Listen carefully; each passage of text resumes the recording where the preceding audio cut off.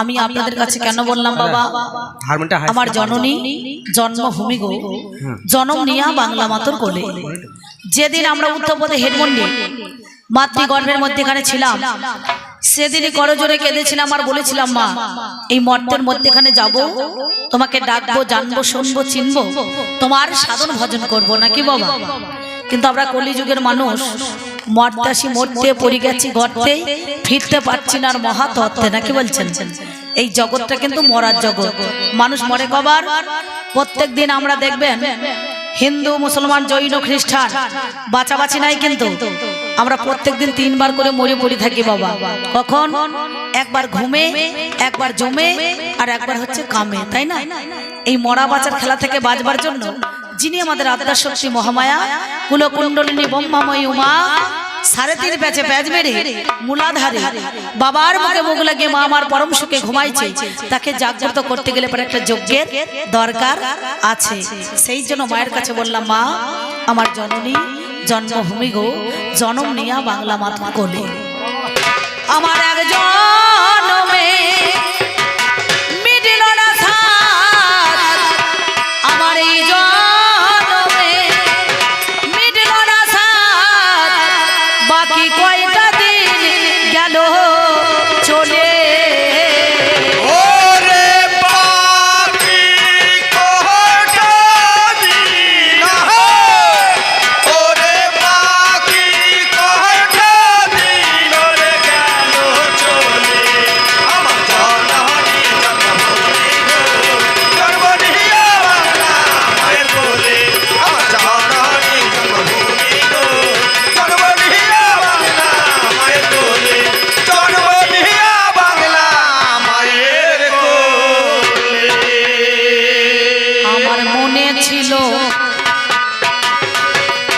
আমার মনে ছিল বড় আশা,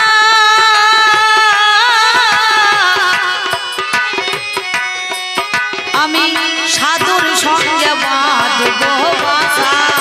আমার মনে ছিল, আমার মনে ছিল বড় আশা,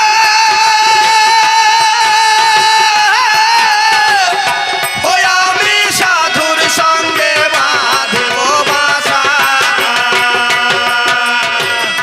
এত সঙ্গ থাকতে বাবা সাধু সঙ্গ করতে বললো কেন? মহাজন বললেন, 12 বছর বইবি সাধুর ঝুলি, তবে বেরোবে একটা বলি নাকি বলছেন। তাহলে সাধু কিন্তু সৎ ব্যক্তি হইতে হবে। আর সাধু যদি কিছু মনে করেন না, চতুর্দলে নাম লিখিয়ে বসে থাকে, তাহলে কিন্তু তাকে সাধু বলবো না, বলবে? হ্যাঁ, মহাজন বললেন, মন না রাঙায় বসন রাঙালি, কি ভুল করলি যোগী, অন্তরেতে ভোগের লালসা, উপরে সাজলি ত্যাগী। আগে উপরটা ত্যাগ করলে হবে না, ভিতরটাকে ত্যাগ করতে হবে নাকি না? দিনের বেলা হরি হরি আর রাতের বেলায় মুরগি চুরি, তা করতে গেলে তো হবে না। মালা ঝোলা তিলক নিয়ে লোকের চোখে ধুলো দিয়ে সাধু সাজলে হবে না, তাহলে আগে সৎ হতে হবে, তার চরিত্রটা ঠিক রাখতে হবে না। সেই জন্য 84 লক্ষ জনই ভ্রমণ করে মানব জন্ম পেয়ে এই মানব জন্মটা আমরা কাজে লাগাতে পারলাম না। এই মানব জন্মটা কিন্তু বড় দুর্লভ জন্ম মা। তাহলে কতবার 84 লক্ষ জনই ভ্রমণ করে মানব জন্ম পেয়ে এই মানব জন্ম আমরা কাজে লাগাতে পারলাম না। নানুরে চণ্ডীদাস বললেন, যুগল ভজন না জানে যে জন্য তার কি জীবনের আশ, তার বেঁচে কি বা ফল মরাই মঙ্গল কহে দিজ চণ্ডীদাস। তাহলে যুগল থাকতে গেলে, সাধন ভজন করতে গেলে একটা নায়কের একটা নায়িকা দরকার, একটা নায়িকার একটা নায়ক দরকার নাকি গো। ঘরে বাইরে এক মন, তবে হয় কৃষ্ণ দর্শন। তাহলে তিনি বীরভূমি মাটিতে দাঁড়িয়ে কলম দিলেন। আর আমাদের বিশ্বকবি রবীন্দ্রনাথ ঠাকুর তিনি বললেন, দরকার নাই সাধন ভজন, দরকার নাই যুগল সাধন, সঙ্গে যদি যেতে চায় না মন, তবে একলাই যাওয়াই ভালো। দেখবেন সেই ক্যাসেটের গান কিন্তু আসতে আমরা আজও পর্যন্ত ওই মাইকের দ্বারা শ্রবণ করতে পারি নাকি বাবা। তিনি কি বললেন, যদি তোরে ডাক শুনে কেউ না আসে, তবে একলা চলো, যদি তোরে ডাক শুনে কেউ না আসে, তবে একলা চলো রে। যদি তোরে ডাক শুনে কেউ না আসে, তবে একলা চলো রে। একলা চলো, একলা চলো, একলা চলো, একলা চলো, একলা চলো রে। যদি তোরে ডাক শুনে কেউ না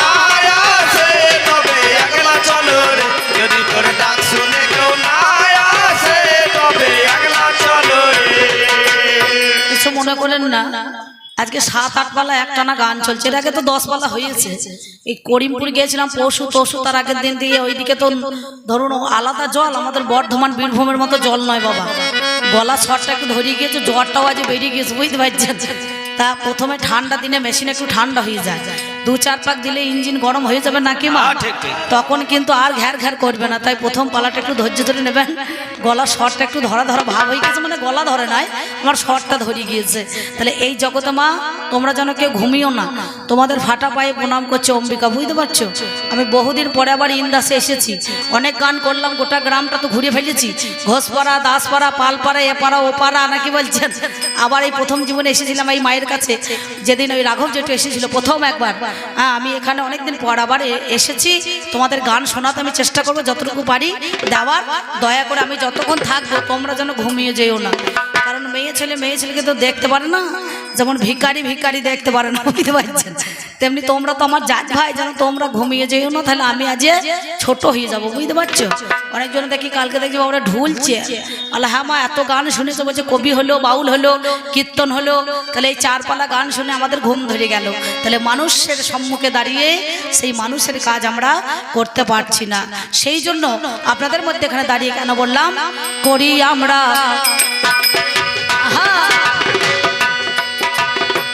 করি আমরা কত রঙ্গ,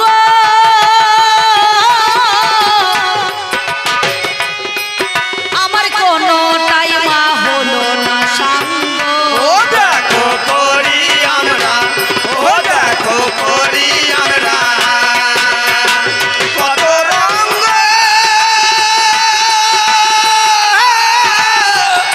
ওই আমার কোনটাই না হলো সাঙ্গ। সদাই ও সর্বতে সঙ্গ, ওরে সদাই ও সর্বতে সঙ্গ, আমার কামিনী কাঞ্চনে মিশে, ওরে কামিনী কাঞ্চনে মিশে, কামিনী কাঞ্চনে আমার জননী জন্মভূমি গো, জন্মনিয়া বাংলা মায়ের কোলে, আমার জননী জন্মভূমি গো, জন্মনিয়া বাংলা মায়ের কোলে। যিনি গানখানা লিখেছেন তিনি আমাদের মধ্যেখানে বেঁচে নাই। বর্ধমান জেলায় ভাতা থানার অন্তর্গত চড়ুইবেল গ্রামে ওনার বাস ছিলেন।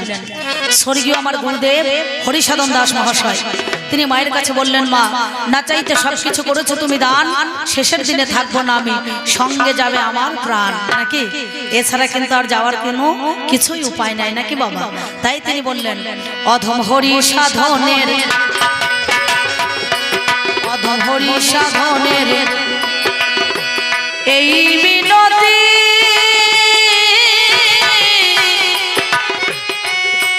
জান সুমতি নারীর হই মা পতি। অধম হরি সাধনে, ওই অধম হরি সাধনে এই মিনতি, ও যেন সুমতি নারীর হই মা পতি। সেদিন কৃষ্ণ ভজনে করাবে মতি, আমায় কৃষ্ণ ভজনে করাবে মতি, ওই দেখ কষ্ট পাশের বাঁধন খুলে, ওরে অষ্টপাশের বাঁধন খুলে, অষ্টপাশের বাঁধন আমার জননী জন্মভূমি গো, জন্মনিয়া বাংলা মায়ের কোলে, আমার জননী জন্মভূমি গো, জন্মনিয়া বাংলা মায়ের কোলে। আমি আবার যেন আসি মা,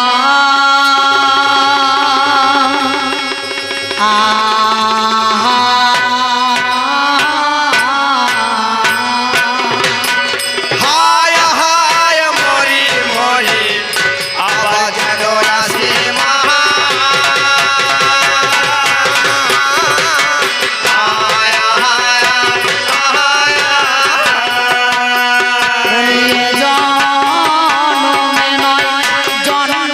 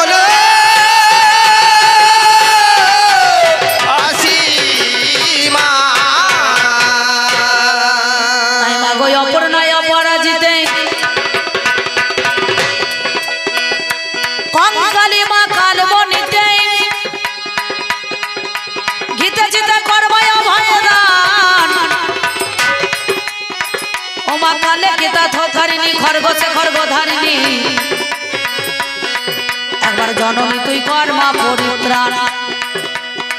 কত কুটিনাটি কইট বাসে আমায় ঘিরেছে মা চারিপাশে, অহর্নিশি দিতেছে যন্ত্রণা, আমার বিবেক আগুন জ্ঞানের হাপড়ে রাখি না মা কোনো খবর। মাগো দিনকে দুপুর মানা মানি নাই, মাগো আসে তারা দলে দলে, আসিয়া সকল মিলে আমায় পলকে পলকে তারা দিতেছে কুমন্থনা। আমার মন হয়েছে উন্মত্ত সদাই কুমর্তে রক্ত, আমি মাতঙ্গী বধে তাই নিবেদিত রাঙা পদে, আমায় ফেলাস না মা ঘোর বিপদে।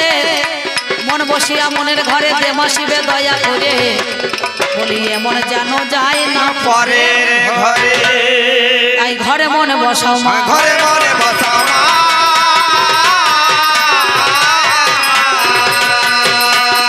যায় না যেন পরের ঘরে, ঘরে বসাও মা। তাই একদিন দেহ ছাড়ি প্রাণ হবে অন্তর্ধান, সেদিন সকলে বলিবে মরা। ও গো সকলে বলিবে মারা গো,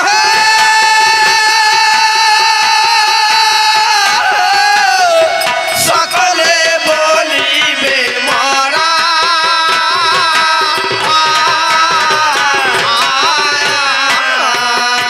সেদিন ঘরে রোগিনী সেই চাঁদ বদনী, ঘরের গৃহিণী সেই চাঁদ বদনী,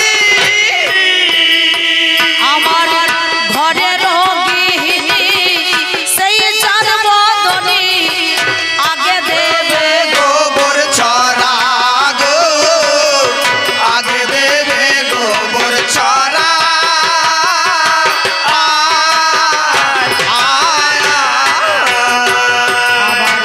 বাসি হলে মরা হয় রে দুষ, বাসি হলে মরা হয় রে দোষী, বাসি হলে মরা হয় রে দুষ। বাসি হলে মরা হয় রে দোষী, মানব জনম ভালোই বাসি, বাসি হলে মরা হয় রে দোষী, মানব জনম ভালোই বাসি। বাসি হলে মরা। আর বাবা একবার কৃষ্ণ প্রেমানন্দে হরি হরি হরি বল। ব্যাস আমি এই পর্যন্ত বন্দনা, নাদের না রে না রে না না, আমি এই পর্যন্ত বন্দনা। আরে ও দিরা না দারি রা না দারে রি রা না, আমার অল্প সেরে যা, আয়ো দিরা না দারি রা না দারে রি রা না, কবি গানের বিষয় যেটা নাদের না রে না রে না না, আর চলিবে লড়া। আয়ো দিরা না দারি রা না দারে রি রা না। আমি ব্যক্তিগত অম্বিকা ছোট করো করি কবি গান, আপনারা জ্ঞানী জনে আজ শুনে যান। আমার যিনি পাল্লাদার দেখতে অতি চমৎকার, তার নাম সুভাষিস ব্যানার্জি হলো। এই সুভাষিস সাথে অম্বিকাতে গান হবে না ভালো। ছিলাম যখন বাসা ঘরে গো, শুনতে পেলাম কানে, দুই জনাতে ছিলাম আমরা এক বাসার মাঝখানে। 4টে যেই বেজে গেল 4:30 হলো, কমিটি দাদারা গিয়ে বলিতে লাগিল, আমাদের কবি গানে আসরেতে জানি, ঢোল দেখো ফেলে দিতে হবে বাবা জানেন মহাগানে। আমি বললাম আসতে, এই ঢোল যদি ফেলে দেওয়া যায় তাহলে কবি গান হবে? দুর্গা পূজায় ঢোলটা 4 দিনে 10,000 টাকা দাম আছে, বাজাই যায়। তাহলে 4 দিনে যদি 10,000 হয়, এই ঢোল ফেলে দিলে তো গান হবে না।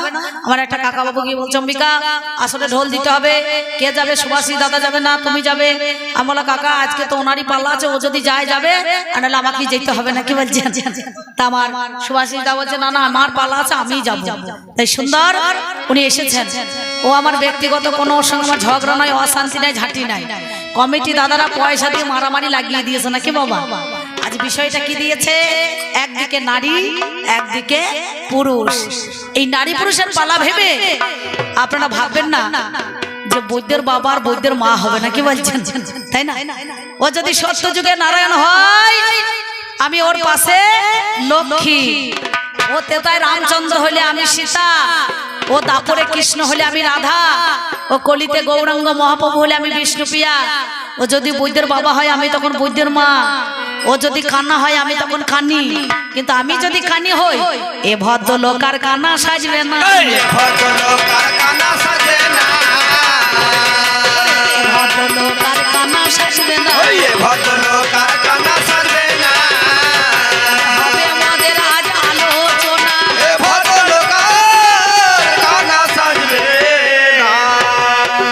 তাহলে আমি যদি কানি হই, ও আর আমার কানা হবে না, কিন্তু ও কানা হলে আমি কানি হব। মহাভারত প্রমাণ করছে না। কি বলছেন? ধৃতরাষ্ট্র জন্মন্ধ ছিল, সতীর দেবতাপতি জীবনেরও সার, পুজিতে এসেছে ভাবে চরণ তাহার।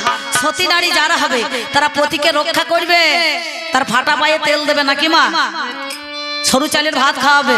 আর স্বামী যদি মাঝে মাঝে দরজাল হয়, মানে বদ হয়, ঠেটা লোক হয়, তখন তেল একটু মেজে নিতে হবে নাকি বলছেন? হ্যাঁ, তাহলে আমাকে বলছে বাবারে বাবারে আমরা সব দিয়েছি, তোমরা কি দিয়েছো, কি দিয়েছি আর কি দিই নাই একটুখানি পরে পরে বুঝতে পারবে, তুমি বুঝতে পেরেছো? হ্যাঁ, তাহলে আমাদেরও কবি গানে দেখা শোনা চায়। আহা, মরে মরে রে, আমাদের কবি গানে জানা শোনা যায়। আর দেখা শোনা না করলে গান যে করা দায়, তাই গো গান যে করা দায়। দেখাশোনা করে গেছে, দেখাশোনা করে গেছে, দেখাশোনা করে গেছে, দেখাশোনা করে গেছে, আলোচনা হয়ে গেছে। দেখাশোনা করে গেছে। 5টা ভাব আছে, যেমন কিছু মনে করেন না, আমার বাবার দল কিছু মনে করবেন না। সখ্য, দাস্য, শান্ত, বাৎসল্য, মধুর। সখ্য ভাবে ভাবকার না, আপনারা সবাই জানেন দাপর যুগের মধ্যেখানে যিনি অর্জুন ভগবান শ্রীকৃষ্ণকে সখা রূপে পেয়েছিলেন নাকি বাবা, তাকে বলা হয় সখ্য ভাব। শান্ত ভাবকারদের না সত্য যুগে ঋষিমণিগণ যারা, তাদের শান্ত ভাব। দাস্য ভাবকার তেতা যুগের মধ্যেখানে নাম যার হনুমান, তার দাসত্ব ভাব নাকি দাস। তাহলে শান্ত, দাস্য, সখ্য। বাৎসল্যকার আর মধুর ভাবকার, মধুর ভাব হচ্ছে বৃন্দাবনের মধ্যেখানে ব্রজ গোপীরা, রাধা রানীরা নাকি বাবা। আর বাৎসল্য ভাবকার মা যশোদা, পিতা নন্দ কৃষ্ণের জন্য কেঁদে কেঁদে অন্ধ। মাঝে মাঝে গাই না, আমার 5 রকমের ভাব আছে, সেই রকম আমার বাস্তবে নয়, শাস্ত্রে প্রমাণ দিতে হবে। তাই 5টা ভাব আছে। মাঝে মাঝে তুমি যদি আমার সন্তান হও, আমি যদি তোমার জননী হই, তুমি আমার জনমনকে জন্ম নিয়ে থাকো ওই কৃষ্ণের মতো, মা যশোদার মতো, তাহলে সে মাঝে মাঝে বলছে কি, তুমি নন্দ দুলাল বোজের গোপাল, মা যশোদার নয়ন মন। তুমি